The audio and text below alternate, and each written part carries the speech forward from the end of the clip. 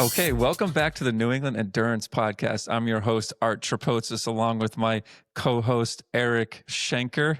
Hey, Eric, how you doing? I'm doing great. I'm excited for today's episode. So I am too. Today, we're heading straight up one of the most iconic climbs in the world, the Mount Washington Auto Road in the White Mountains of New Hampshire, often dubbed the Rockpile. The summit of Washington holds the record for the highest wind gust ever recorded on planet Earth at 231 miles an hour. And the auto road to get there, it's quite steep, it's relentless, and it's home to the legendary Mount Washington Auto Road Hillclimb bicycle event, otherwise known as MWARBH. So it's now in its 52nd year, and it's presented by the Tin Mountain Conservation Center. And today we have the event director, Lisa McCoy. She's also the co-owner of International Mountain Climbing School in North Conway, New Hampshire. And she's a longtime supporter of Tin Mountain and someone who knows the mountain quite well and is quite intimate with it. So whether you've raced this already or you're thinking about racing it this year or you just love a good endurance story, you're going to want to hear this episode with Lisa. Welcome, Lisa, to the podcast. Thank you so much, Art and Eric. It's really great to be here. yeah, this will be a fun one. They're all fun, but I'm excited about this one in particular because Art, I think this is the only bike race I've done that you haven't done. So I mean, you definitely have. We've done a lot together. You've done way more than I have, but in this case, I have in fact done this Sufferfest twice, Kudos. and you have not. So I'm one-upping you big time. All right. So yeah. So no, I'm really excited about this, Lisa. We can relive my glory days if we want to throughout this podcast. So, but let's definitely jump in and maybe just start a little bit from the beginning and tell us how you got involved with this masochistic uphill Sufferfest.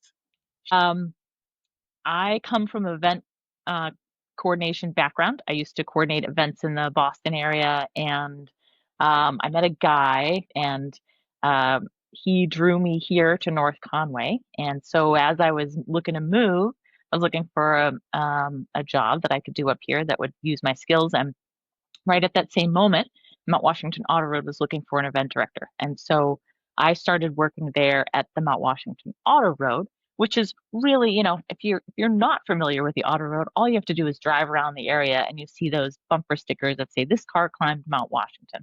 And that's the road, the kind of tourist attraction that we're talking about.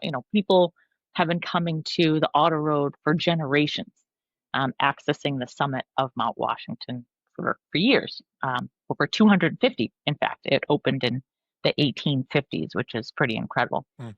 So I guess what I would say is, I came up here and I started coordinating all the events at the Auto Road. And this includes some kind of zany events for first ascenders who are doing kind of wacky things called Alt Legal Day on the Auto Road, and all the way to this event, the Mount Washington Auto Road Bicycle Hillclimb. Now, this event is really special in the kind of the canon of all the Mount Washington Auto Road events. And that's because it's a fundraiser for a very special organization here in the Mount Washington Valley, and that is Tin Mountain Conservation Center. If you don't know about Tin Mountain Conservation Center, it is a true treasure of an organization. They're a nonprofit. This is their biggest fundraiser of the year.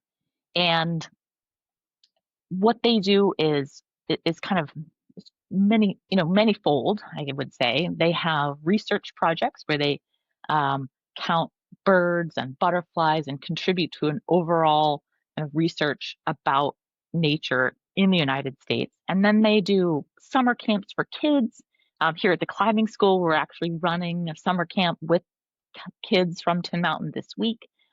They take kids out during school, so they'll send folks into schools to teach kids here in the Mount Washington Valley about nature and why our ecosystems are so important, because the mission really is that nature is the best classroom, so that when you've kind of like gotten your hands dirty and you care about this planet, or I should say you learn about this planet, you're more apt to care for it.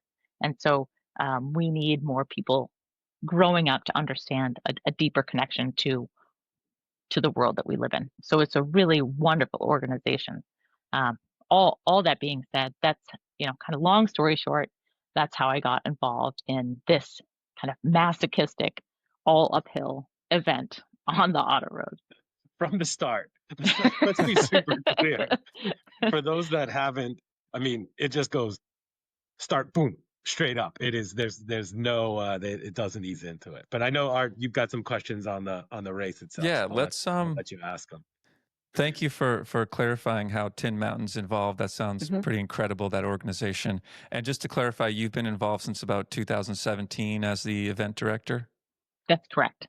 Yep. So Awesome. I worked for the auto road for some time, and now I've transitioned just to working here at the climbing school, but I also help with Tin Mountain. So as it were, I'm kind of involved in kind of many different organizations here in the Mount Washington Valley as it goes, but really thrilled to still be part of this event. It sounds like a series of dream jobs. I think I would love. So I'd love to dig into the race a little bit. So it's about 8 miles long. It goes up 4,600 vertical feet. What makes this race unlike any other cycling event in the world? Oh, there's so many ways that I could answer that question. Um, you mentioned the weather, and the weather, I think, is one of the biggest factors of this event. There's not many places in the world where, on a consistent basis, the weather at the start of an event might be that drastically different than at the finish. So on any regular period of time, the summit of Mount Washington is usually between 20 to 30 degrees lower than what you find at the base. Oh, And you wow. might say, oh, it's kind of foggy or it's kind of cloudy. But the prominence of the mountain is such that you actually go through those clouds. Like they could be low hanging clouds, and suddenly you find yourself riding in a cloud. And I don't think that there is many places on this planet where you can ride a road bike through a cloud. But maybe you have some listeners that that could prove me wrong. But it's an experience kind of like nothing else. And And just to clarify, this race takes place in August, so you typically wouldn't see snow, right? Or Ty- maybe? typically not. But it was 2 years ago. This event was for the 50th anniversary. It was really unfortunate. We had to cancel the race. It was kind of a horrible decision that I had to make at the time. I was the coordinator there at the auto road, and had to make that call because it was hovering around 40 degrees, pouring rain, and I think the winds were like 45 to 55-mile-an-hour winds. And if you've ever been in that condition, it's pretty ugly. And we were really close to starting the race, and all the support drivers had already been up top, and our volunteers already at top. And I was in communications with the executive director of Tin Mountain at the summit, and she sent a message down to me and said, it's really bad up here. And right at that moment, a couple of hikers, just not affiliated with the race at all, kind of stumbled into the building, and they were completely hypothermic. And, that was a huge moment of like, we need to call this race because we have volunteers up there and staff and participants. It's not the fastest participants because their output is strong and they're going to get there in about an hour or more. It's folks that are 2 hours on this road exposed to that weather system. It's too much, and You're there's just really making me want to do this race. well well that day in particular was pretty rugged, and unfortunately had to cancel it, and the next day the weather was just as bad. So you say in August it is usually better, but it's you know it's still Mount Washington. You couldn't And push it off till the afternoon? no, and so this is the whole juggling act of the auto road is actually there as a tourist destination. And people, when the auto road closes, someone from Indiana, they are like, I drove all the way from Indiana to drive up this mountain, It's and like this is Clark the only Griswold. day. Yeah, this is the only day I have to do it in my travel itinerary, and you're telling me I can't go up this road? And so there's a real balancing act between the entities, and the interests on the mountain, because ultimately the auto road was formed as purely a tourist attraction. Um, and this event started, 52 years ago, because so many people throughout time and history just have these, as you said, Eric, these like masochistic, the foot race started back in the early 1900s because one of this gentleman was like, oh, I bet I could run up faster than you. And so this is how these kinds of events happen. And it was the inspiration of the running race that created the bus. So someone was like, oh, I bet I could bike up that road, and let's Cool. time each So other. I got a question about that. So Eric, Sure. when you did the event, I understand there was some dirt involved, but now it's fully paved. Yeah. Like, I'm curious about the evolution of that, just how the road sort of has, evolved over the years. Yeah. So it wasn't that long ago. We're talking the 1970s.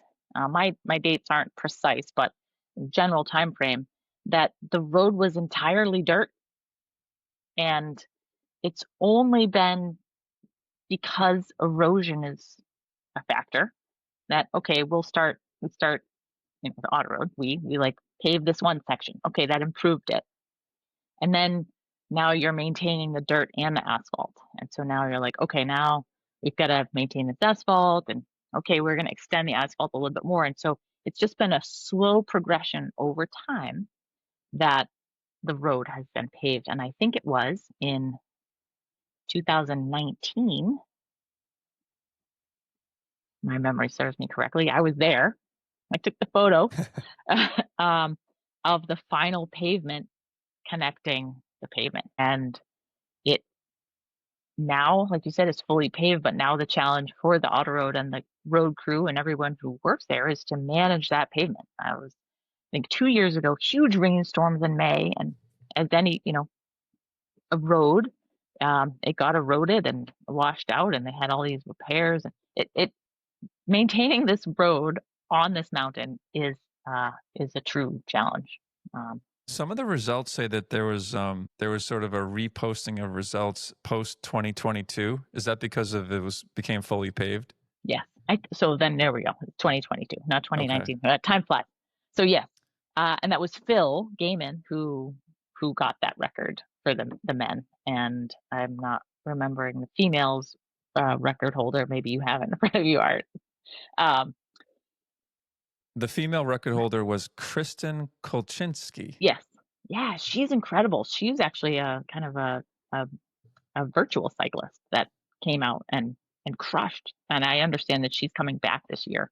And there's another kind of virtual cyclist who's coming to try to challenge her on the mountain. So well, Lisa, how many people do the race, right? Like, so how, like, I don't remember what it was back in the early 2000s when I did it, but like, how many people today do the race? it kind of varies between like something like 500 and 600 people. Okay, it's pretty Um, big. it's Pretty big race. it's a pretty big race. Yeah. And it's really determined, honestly, by the parking at the summit. Sounds really funny, Yeah. but we can only fit so many cars up top to be able to offer people rides down. And so that is the limiting factor of the race. And I should say, the state park building at the summit only has so much capacity. Mhm. So we work in close partnership with the New Hampshire Mount Washington State Park to host this event. How many cars can fit up there? So we park them, ferry style, kind of squished in, and that's about 250. Oh, so you really have to carpool 300. on the way down. Yeah, it's a critical component of this event. Not, we understand bicycles are a little bit more cumbersome than runners. So for the running race is a different calculus, but essentially when you just have one rider down, you have to pay the toll. But if you have 2 riders down, you get free passage on the auto road as long as you don't have any passengers in your car. So, we try to incentivize people to bring runner or riders down. And, of course, you need a bike rack. Usually bike racks have two spots. So that's a really important part of the race. And if there's anyone out there that's like, I don't want to do it, but I would love to support it or just witness it, that is a really great way that you can participate. And there's like a Facebook group that you can sign on. And I can share that link with you, Art, so that people can say like, oh, and there are people looking for rides. And it does get like, it kind of heats up right before the race. People kind of scrambling to find their rides down the mountain because you can't ride your bike down. No way. All right, so I have a guess as to what it is, but I'm interested. What would be like the age bracket or the demographic of the biggest group of entries for the race? Oh, it's so interesting that you say that. I just downloaded the data the other day, and just upon kind of like, Should we guess, Art? Do you want to guess, yeah, Art, sure. what it is? Art, what do you think it is? I'm gonna guess it's 50 plus. I was gonna say like the 40 to 50-year-old guy is the only ones silly enough to do this. Yeah, you're right, and you're right about Guy. Yeah. It is overwhelmingly male dominated race, and so for any ladies out there, come and do this race. Like, we would love to see more females participate and kind of take some more kind of like ownership here. There are some incredible female athletes that have done this race and continue to push, but for whatever reason, it continues to be highly male event. Lisa, here's a crazy question. Art is a terrible climber. Everybody knows that rides with Art. Thanks, Eric. Would Art be allowed to ride this on an e-bike? No, you Okay. cannot ride this on an e-bike. However, we do have a practice ride, and that's called like the early bird, and that's actually happens in early July. This year, it's on July 13th, and it's from, you talk about masochistic, it's at 5 a.m. to 6 a.m. and it's self-supported. There's no timing. You just show up with your support driver or your carpool, and you head up the mountain, and they head up the mountain, and you meet them at the top. And we do have some ham radio operators that provide safety just to make sure we know where everyone is on the mountain. But that would be your opportunity. We do allow e-bikes at the practice ride. There you go, Art. So that you can Awesome. do it. And e-bikes the technology has gotten better. When they first came out, the first e-bikes really struggled. You had to replace like 4 batteries, so it wasn't worth it. Yeah. But the technology now for e-bikes is much better. And so, do you have to be signed up for the race in order to do the practice ride? Meaning, nope. like so you're sort of saying this is kind of a free, maybe not free financially, but this is an open window for a really early morning if you just want to have that once in a lifetime opportunity to ride your bike up Mount Washington. This is that window. That's correct. This is that. Ooh. It's like you just want to do it. It's just you and the mountain. There's no fanfare. There's nothing. This is just like an opportunity for you to test the waters. And then if you think like, okay, I want to come back next year, or I want to come back and do the event, or you're just an early birder, and that's why we call it the early bird or practice ride, kind of 2 different names. And that enables you to see what it's like. Do you know what the typical gearing is that people, or do you have gearing recommendation for what people should be running? Low gear. No, I Yeah. actually, that's like above my experience level. I have not ridden the race, but you can add extra gears, from what I understand. And people often do. I was thinking like the gravel bikes today are right. They have these like mega gear in the back with the long cage derailleur, and I remember on my road bike I did it on a steel bike. We put mountain bike derailleurs on the back in order to accommodate the big gear. I just sort of feel like the bikes of today, though, I think a lot of them could probably accommodate the gearing that you would need without having to switch too much out. I don't, Art, you might. Well, so I'll give a shout out to the Winchester Rippers. I think something like 20 plus folks from that cycling club here in Winchester, Mass. They do this race every year and they keep coming back. And I hear the chatter about, you need to have at least like a 1-to-1 gear ratio. They're talking about 34 tooth chain ring on the front and the back. And so I get all that chatter, which is really cool to hear that. But I hear that like there's never, you always need that extra gear. You're always pressing, you're always clicking, and you look down and you're like, oh shit, there's nothing left. I'm already there. I mean, The Lisa, worst. so this group, they come back every year. Like what percentage of folks come back every year? I feel just based on at like kind of anecdotal evidence, we don't have a tracker. I mean, I suppose I could go through and do all the data, or maybe you have an intern that really likes these crunchy numbers. I'm going to say it's something like 45, 55%. And then within that, there's probably 20% people like the Rippers that come back year after year after year. There is something about Mount Washington that is like a magnet. And once you kind of get into its tractor pull, it is sometimes hard. Obviously that didn't happen to Eric, but sometimes. Well, I spend a lot of time on Mount Washington, in fairness, right? Like, so I do spend a lot of time up there. I've run it, I've hiked it, I've biked it. I haven't yet done and I know this is a different event, but there's a uphill ski, the Otto Road, the OTTO, right?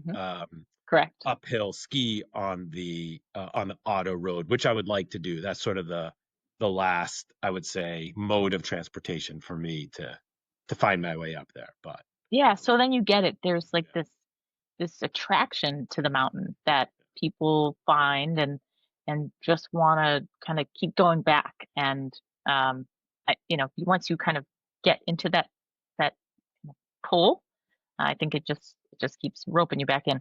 I like to do hard things, like the riding up that hill mountain was really, really hard, and like hard from the start, right? Yeah. And you turn, like, there's sort of a left-hand turn up towards the top, you get hit with this like wall of wind no matter what. You see people falling over, they can't get back on their bike, they have to sort of ride down to ride. I mean, it is a very, very painful from the start grind up the mountain. And so twice was enough. Twice was enough for me. And I think that you hit on something, that the bottom half of the mountain is the steepest. Yeah. And so it kind of punches you in the face right off the bat. It's not, and if you're not ready for it, you're like, oh, it's just going to be some switchbacks. It's not that. The switchbacks don't really come until the later half of the mountain. So that initial, hamstring push right out of the gate it can be really challenging.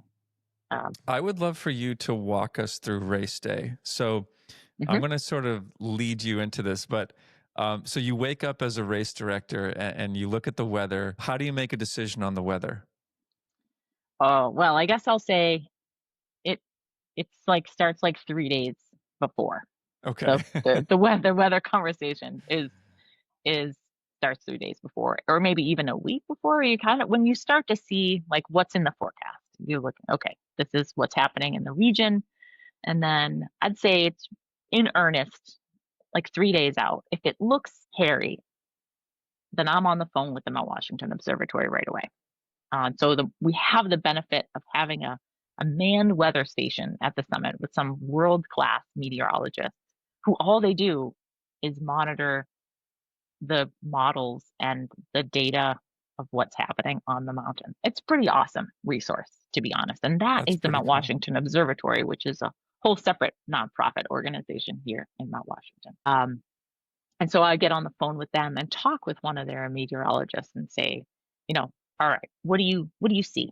What's what's happening? And it's okay, well, this model says it looks like this, or this model says like this. And based on that, we think you're looking good. Like, all right, great. And so, the next day, I'd probably check in with them again and say, like, still, maybe that by email that time, but if it looks like it's turned, would have another phone call. If it looks hairy, like I had mentioned in the year before the 50th, I was up all night, just like Oh, looking at the, trying really hard, because the worst thing is you don't want to make the wrong call. You don't want to make the wrong call in either way. yeah. So that morning, you want to send people to an environment where you can be sure that the safety that we work with Gorham Emergency Medical Services, that Gorham EMS, that they will be well equipped to handle any emergency on the mountain, that we as an organization can manage any emergency on the mountain, and that by and large, Eric said, people can be in that place of discomfort, that awful spot, but not be unsafe. So let's And say it's go time, right? You have good Mhm. weather, day of, you've got your team of volunteers. You mentioned that there are folks like along the mountain and up at the mountain.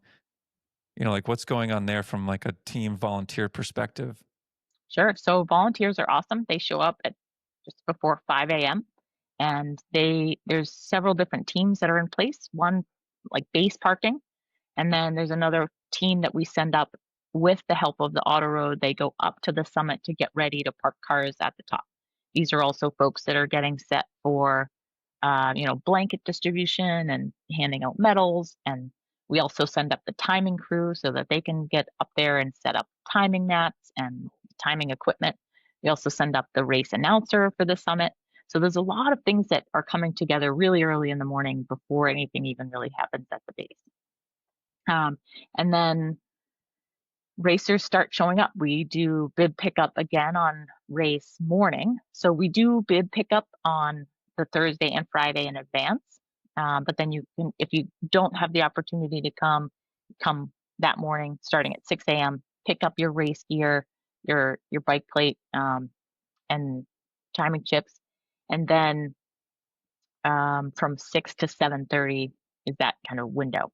So we have volunteers helping down at the base, make sure that people are there's only so much, really the parking, there's only so much parking that we can handle. And then the road itself, we open up at 6. So once we get the call from the summit that says, okay, our folks are ready, or they're in place, they're ready to go, then we can start allowing cars to the summit. And those are the support drivers, like I had mentioned, people that are going to bring folks down the mountain. And I should say, one of the biggest cruxes is everyone waits till the last minute. Like, oh, the race doesn't start till 8:30. My support driver will wait right until 8 o'clock to go up the mountain. Well, that just causes problems for everybody, because this year, or I should say last year, the last car was parked probably just minutes before the first rider came by. So there's What? because it takes a long time to drive from the base to the summit, and there's a parking configuration happening at the summit that people don't even really think about unless you're one of those support drivers. It takes a long time. So I will implore any rider, don't wait Wow. till the last minute. Are there certain types of cars that are not allowed to go up? There are. And it's gotten reduced over time, the auto road, because of everything's paved now. The biggest consideration is width. So you see some of these monster dually trucks that have like the side windows that go out maybe 2 or 3 feet. Those trucks are not allowed on the auto road. And I think there's some really interesting, I'll try not to go too much into a side quest here, but a couple Hondas in the, I think it was like the 2000s, that there was something in the gearing.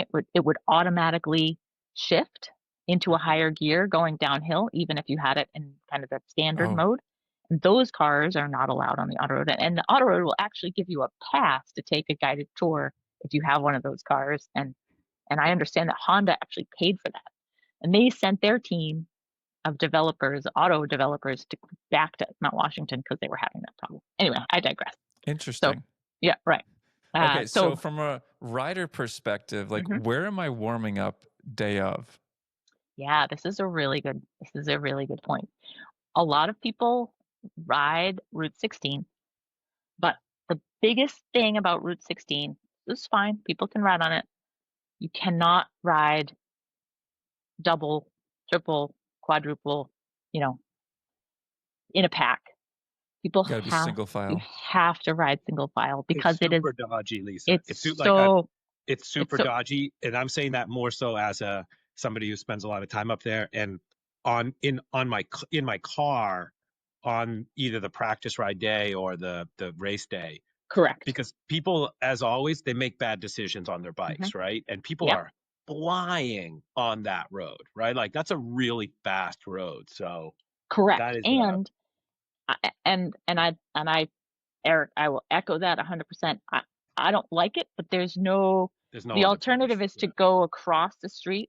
And so you do have to cross 16. But the thing is everyone's kind of in race head, right? And kind of like, oh, I'm doing this race, and you're not thinking about the tractor trailer truck that is just hauling on Route 16. And thankfully it's a weekend, so there's less of them. But people are, the trucks are going fast, and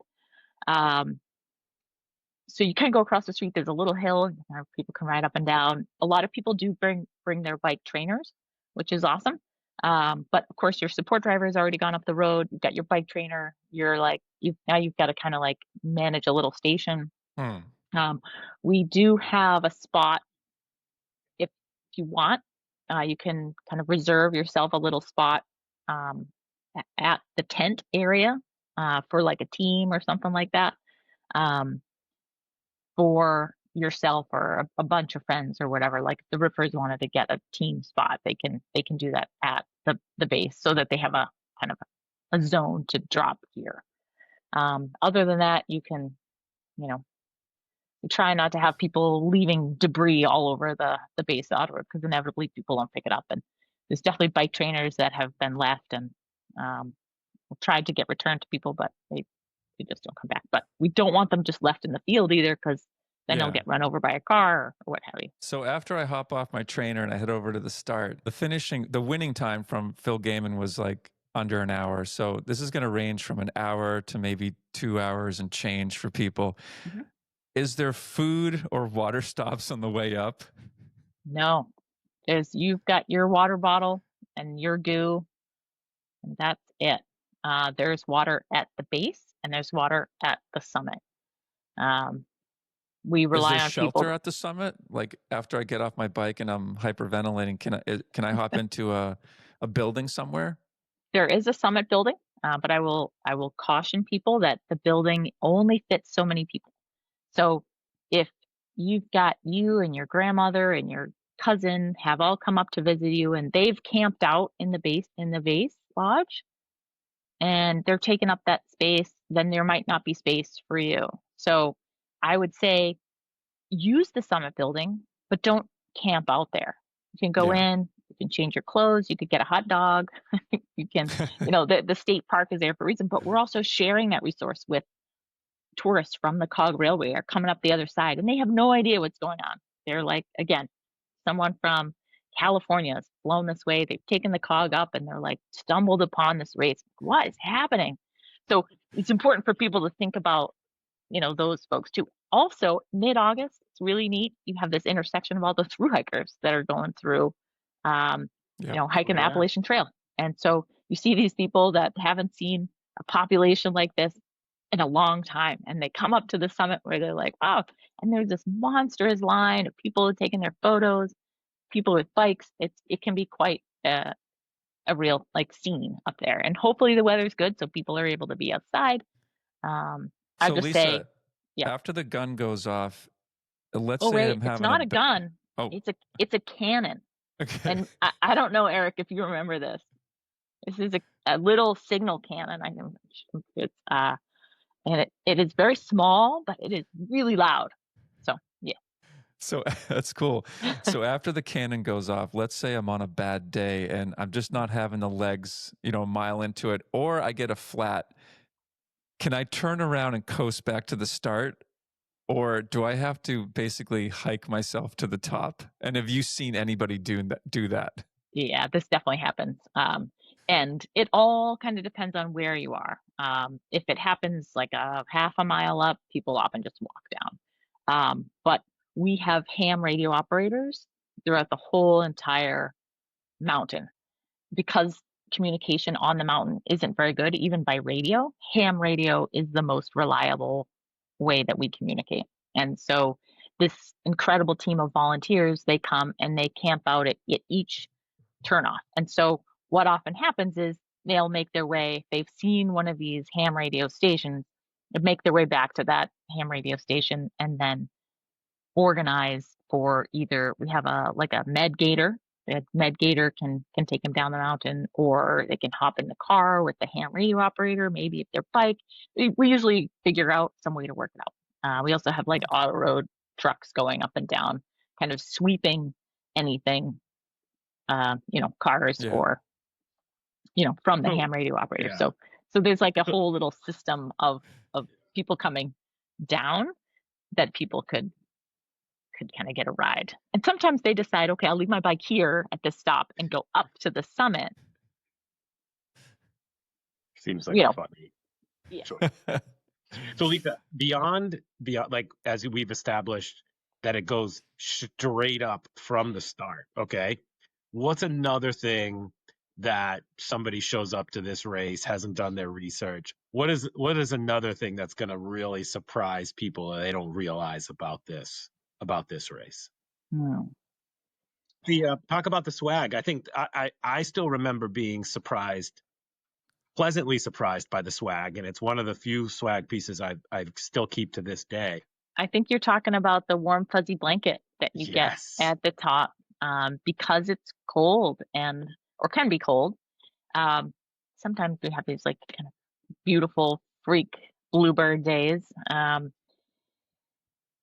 but you get this amazing blanket from Ragged Mountain Equipment. I don't know if you're familiar with Ragged Mountain Equipment. Absolutely. They're a local organization or a local company here in North Conway, and you get this. The retail value of these blankets is actually pretty high because it's a Polar Tech kind of really good. I don't think it is actually Polar Tech these days because I feel like anyway, I digress. It might be really nice fleece. It's not just like this crappy, thing that you get at like Joann Fabrics. It's a really nice fleece blanket that has the race logo on it, and you can kind of wrap it around yourself and like Eric said, use it for years to come. In addition, you get like a finisher medal, and then we always have lunch for everybody down at the base of the mountain. We can't feed people up at the top.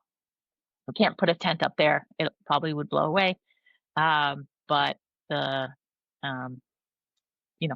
the race festivities happen down at the base, and we've got a band, and we give out. Everybody gets like a lunch, all the racers, and if you want to buy your support driver a turkey lunch, you can do that too. So just a fun atmosphere. I feel like you've given a tremendous amount of advice on this podcast, especially for first timers. You mentioned the Facebook group if you need a ride down. You mentioned maybe bringing your trainer. Is there any like final pieces of advice that you'd give to someone, especially someone who's new to tackling this event for the first time? Be prepared. Some people ride with like a little bag. If the weather looks chilly and you tend to get cold, not a bad idea to put like some thin little gloves in your bag, maybe a little windbreaker. Better to have what you need rather than be cold and wet. Yeah. It's the cold and wet, that combination is,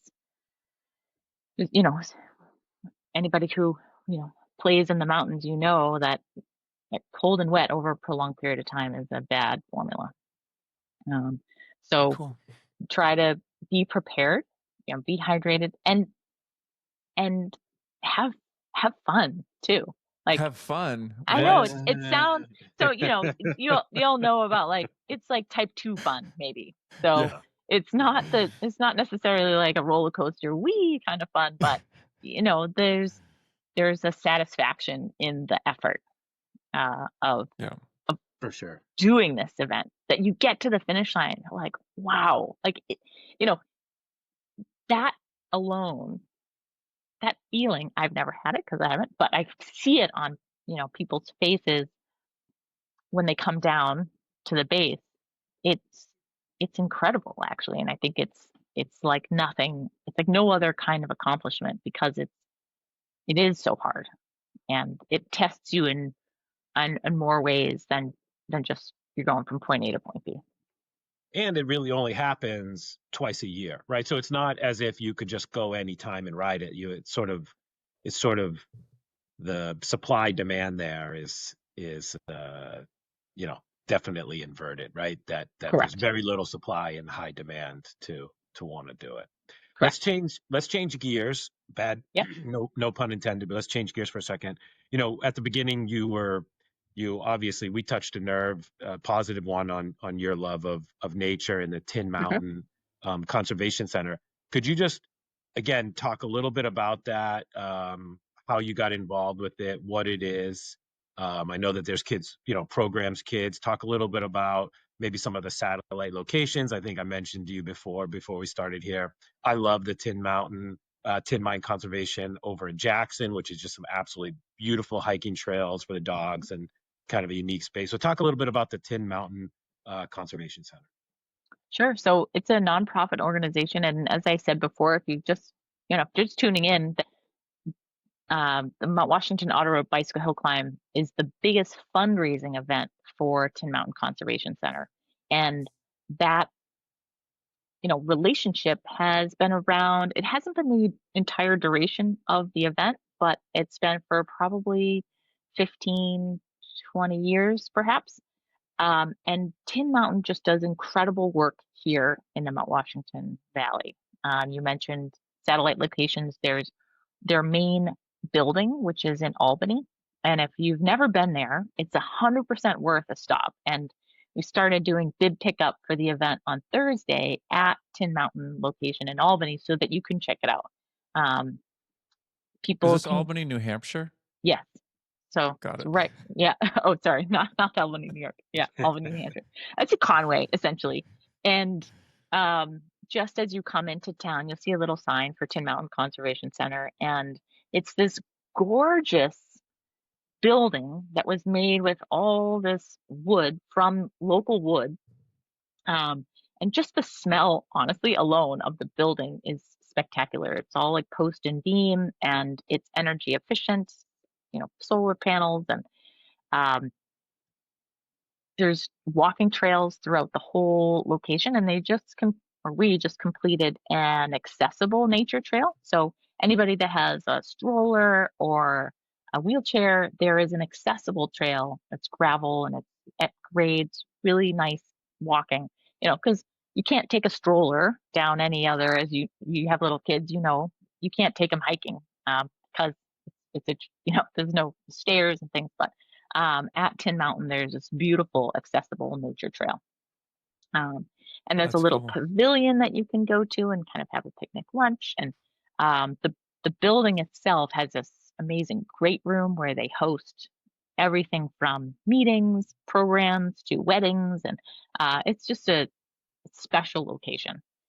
And then, like Eric said, there's another location that they have in Jackson that they maintain all these trails, where there's an old tin mine, really neat property. And then there's another one in Freiburg, Maine, called Bear Paw, and that's like a whole nother network of hiking and biking trails. And each of these locations is research on avian species that come through, and insects, birds, or butterflies, um, and nature programs. So it's really an incredible gem of an organization. And I think I'd say most everybody in some way, shape, or form here in the Mount Washington Valley is touched by Tin Mountain, whether you have kids in school, or you've attended a program, or you've walked on the trails. Like there's an intersection here locally that is kind of invaluable. Sounds like a fantastic organization. Okay. We're going to start to wrap up the podcast, but I would be remiss if I didn't ask you my final question, which is, every year I hear all these stories about the race and something epic happened. Like a couple of years ago, I heard that someone in our cycling community here in the Boston area, his bottom bracket blew up and basically he ran the final, quarter mile. Like, do you have a favorite memory or, just something that happened or a favorite story from the years that you've been involved with the event? Oh, wow, that is a really tough question. Anything epic you can think of aside from having to cancel the race, but just like Right. either maybe an epic performance or something that just. Well, I'll start with one that's a little, well, this one is a little sad, Oh but it's no. pretty, Okay. I know, sorry, but it's pretty awesome. We reached out, someone reached out to us last year about this individual who had done the many years ago, and they had wanted to do the race, and they were like signed up for it for the 50th. They were going through some health challenges, and they weren't able to. Of course, the race was canceled. Unfortunately, they passed away in that year. Their daughter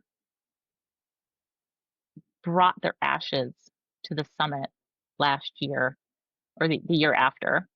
And their whole family had like welcomed them and that rider to the summit when they got there.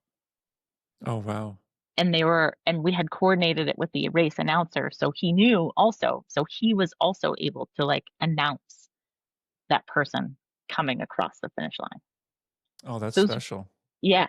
So there's like, that's pretty cool. I think that's pretty cool. And a testament to how important this race obviously is for this person in particular, but I'm sure for many others that it definitely gets into your soul, this kind of epic adventure.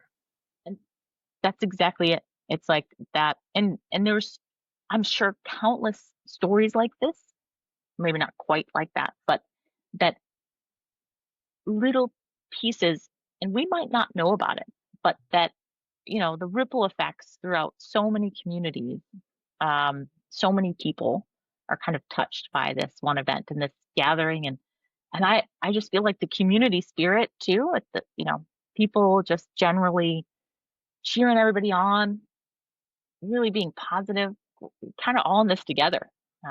That spirit is pretty awesome. Yeah. All right. I got my final question. Okay. Lisa, tell us why you agree that New England is the greatest endurance region in the country, if not the world. Because it's New England. We are the toughest bunch of bleepity bleeps in the world. Like, we are a hardy bunch. And if you are just new to New England and you're like, oh, I'm not really sure, you've got to embrace it, because we might be tough on the outside, but we are the nicest people and we'll do anything for anybody, even though we will endure these nasty weather. It's negative 20 degrees. We will suffer through. We are hard, but we are really nice. And that's why I think that New England is the best spot that will challenge you to the bone. But that's where I think the growth happens. Well said, Lisa. Well said. Great answer. Thank you for sharing your story, the story about Tin Mountain conservation, and this fantastic, epic, iconic, amazing race that is the Mount Washington Auto Road Hillclimb, which just, if that doesn't speak to what New England endurance scene is, I don't know what does. Let's go ride up the mountain where the worst recorded weather in the world is, like, let's pay money to do that. So, but it's a benefit for Tin Mountain. It's a benefit. Hey, we've got some great sponsors as well. I want to say a special thanks to Lark Fine Foods, 100% woman-owned specialty food company, baking small batch cookies for grown-up palates, and a fantastic book, The Everyday Athlete, the go-to book for balancing work, family, and fitness, written by my fantastic co-host. To learn more about this event, you can go to www.nwarbh.org. We'll tag it. We'll tag them on Instagram. You go to our Instagram at New England Endurance. Yes, thank you so much, Lisa. I'm finally glad we got a chance to connect. Yeah. You were a fantastic guest, and it was great to hear about all the good things going on up in the White Mountain region. And thanks, everybody, for listening to the New England Endurance Podcast. Until next time, keep pushing your limits. Get out there and drop some hammers. And for those of you doing the race in August, I wish you the best of luck and excellent weather. Until next time, take care. Thank you.